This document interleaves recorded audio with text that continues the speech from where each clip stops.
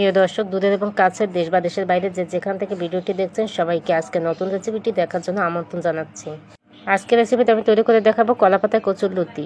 এর জন্য আমার প্রথমে লাগছে কচুরলতি, চিংড়ি মাছ, পেঁয়াজ রসুন বাটা, নারিকেল বাটা, কেটে রাখা আমড়া, ডিম। প্রথমে কলাপাতা সরিষার তেল মাখিয়ে নিচ্ছি। আমি হাতের সাহায্যে ঘষে ঘষে লাগিয়ে নিচ্ছি, আপনারা চাইলে ব্রাশ দিয়েও এই কাজটি করতে পারেন। এখন কচুরলতিতে এক এক করে দিয়ে দিচ্ছি চিংড়ি মাছ,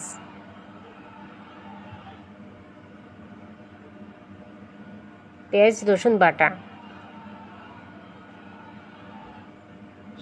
দিয়ে দিচ্ছি নারিকেল বাটা, এরপর দিয়ে দিচ্ছি আমড়া একটু হলুদ দিয়ে সিদ্ধ করে সেটা দিয়ে দিচ্ছি।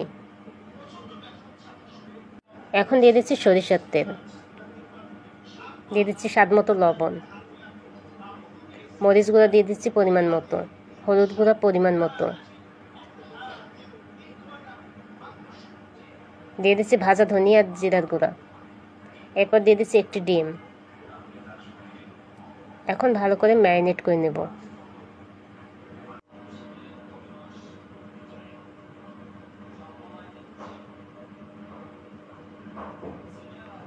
সবশেষে আমি নাগামরিচ কুচি করে সেটা দিয়ে দিচ্ছি, এতে করে টেস্ট ভালো আসবে। এখন তেল ব্রাশ করা কলাপাতায় দিয়ে দিচ্ছি ম্যারিনেট করা কচুরলতি। প্রিয় দর্শক, এইভাবে কলাপাতায় কচুরলতি রান্না করে দেখুন, এর টেস্টটা মাশাআল্লাহ অনেক ভালো আসে। আমি প্রথমবার বানিয়ে অবাক হয়েছি, সত্যি এর টেস্টটা মাশাআল্লাহ অনেক মজার হয়। এখন চুলায় একটা তাওয়া বসিয়ে দিয়ে দিচ্ছি কচুরলতি। এই পর্যায়ে চুলার আঁচ মিডিয়াম থাকবে। খেয়াল রাখতে হবে যাতে করে কলাপাতা পুড়ে না যায়। রান্নার সময় মাঝে মাঝে কলাপাতা চেঞ্জ করে দিতে হবে। এজন্য কলাপাতাগুলো একটু সেঁকে নেব চুলায়, আর এতে করে কলাপাতা সফট হবে।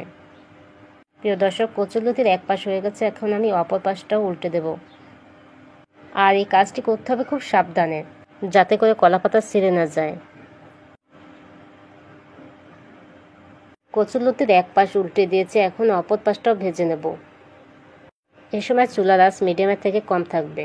এই রেসিপিটি রান্নার জন্য একটু সময় নিয়ে করতে হবে। আমার প্রায় 40 থেকে 45 মিনিট সময় লেগেছে এটা রান্না করতে। আমাদের কচুরলতি রান্না একেবারে কমপ্লিট হয়ে গেল। দারুণ মজার একটি রেসিপি, কলাপাতায় কচুরলতি। রেসিপিটি ভালো লাগলে অবশ্যই ট্রাই করবেন। কোনো প্রশ্ন থাকলে কমেন্টে লিখতে পারেন। আজকের মতো এখানেই বিদায় নিচ্ছি। সবাই ভালো থাকবেন। আল্লাহ হাফেজ।